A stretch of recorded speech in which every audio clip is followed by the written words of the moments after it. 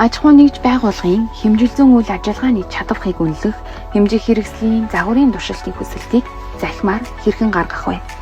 Хэрэглэгч та масан гөөгцөг эмийн саянтаар хандан хэмжилзэн нэгдсэн сан зэсийг сонгож дан системээр баталгаажуулж нэвтрэнэ. Үүний дараа аж ахуй нэгж байгууллагын хэмжилзэн үйл ажиллагааны чадварыг үнэлэх болон хэмжих хэрэгслийн загварын туршилт сонголтоос өөрт тохирох үйлчилгээг сонгоно. Тухайн үйлчилгээний хамт хүрлийг сонгоод үйлчилгээний процесс, баримт бичиг хэсгээс үйлчилгээг авахд ямар стандартыг дагаж мөрдөх, ямар баримт бичгийг бүртгүүлэх тухай мөн холбогдох хууль эрх зүйн мэдээлэлтэй цаашлаад төлбөрийн мэдээлэлтэй танилцах боломжтой. Ингээд тухайн үйлчилгээгээ сонгоод үйлчилгээ авах товчийг дарахад хуулийн этгээдийн нэрийн өмнөөс үйлчилгээ авах хэсэг сонголт гарч ирнэ.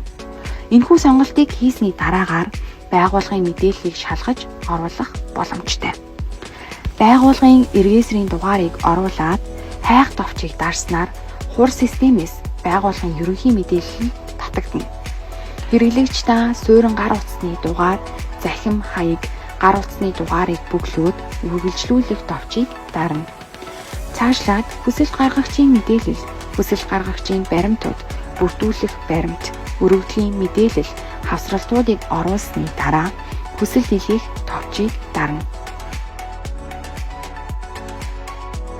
Нэг зүйл анхааруулахад хүсэлт гаргагч та загварын туршилтын үр дүн протокол тайлан заавал оруулах шаардлагатай. Хүсэлт гаргасан жагсаалт руу очих бөгөөд үйлчилгээний дугаарыг системээс олгож эхлээс нь төлөвт шилжинэ.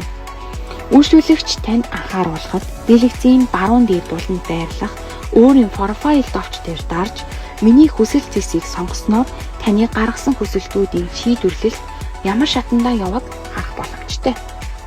Хэрэглэгч та захимаар хүсэлт гаргах дэлгэрэнгүй загварыг доорх линкээр орж үзээрэй.